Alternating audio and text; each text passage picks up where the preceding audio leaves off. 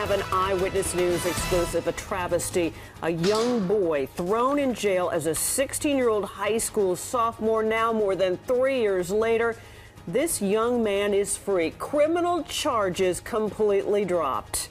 And good evening again at 5:30. I'm Diana Williams. And I'm Sade Bedorenwa. It is an outrageous case of justice derailed. How could it take 3 years for prosecutors in the Bronx DA's office to figure out they didn't have a case while a teenager sat in jail on Rikers? Investigative reporter Sarah Wallace joining us now with her exclusive story. Sarah? Well, Diana and Sade, the Bronx DA's office is refusing to say anything about this case, using the excuse that Khalif Browder has now filed a civil rights lawsuit. He was a teenage kid walking home from a party, literally snatched off the street and charged with robbery. It was a weak case from the very beginning.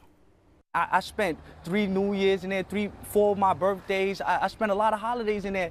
20-year-old Khalif Browder may be physically free, but mentally he is still trapped behind bars on Rikers, where every day was a battle to survive. It's very hard when you're dealing with these dudes that's wild, tall, and they're big, you know what I'm saying? And they got weapons and shanks, and then they're in gangs. And if you don't give your phone call up or you don't give him what he wants, you know they're gonna jump you because he got about 15 other gang members. It's very scary. In May of 2010, he was a 16-year-old 10th grader walking home on Arthur Avenue in the Bronx after a party.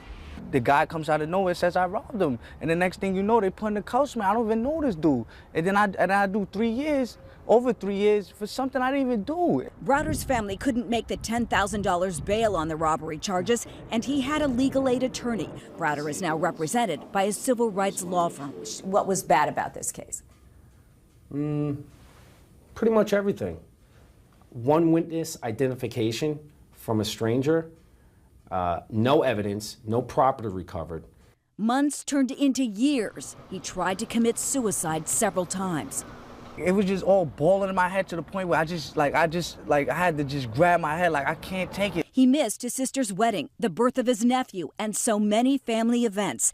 In January, Browder says he was offered a plea deal after 33 months in jail. He refused. And the judge, she was trying to give me time serving. I wasn't taking it, and she told me if I lose trial, I could get 15 years. Just take the time serving. You go home today if you say you did it. I didn't do it. I'm not saying I did that.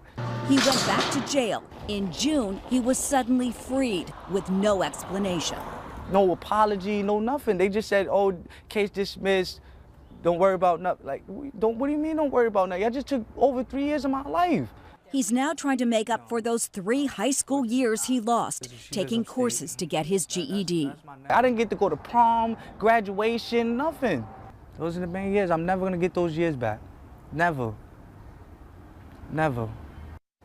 Browder is trying to move forward. He expects to get his GED by the end of the year and is desperately trying to find a job. Any job.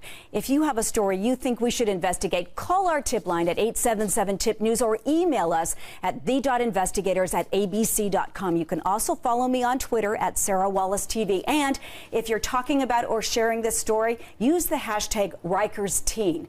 We would like to hear your thoughts. Well, first of all, I hope somebody hires him, but it just makes me so angry to hear about this case, and I hope you stay strong. He went through so much. Yeah, I know. It's absolutely heartbreaking. We do need to follow up on and this. you know what? He's not alone. That maybe not this long, but there are other cases where the system is just delayed and derailed. And it's not right. It's not right at all. Thank you, Sarah. Thanks, Sarah.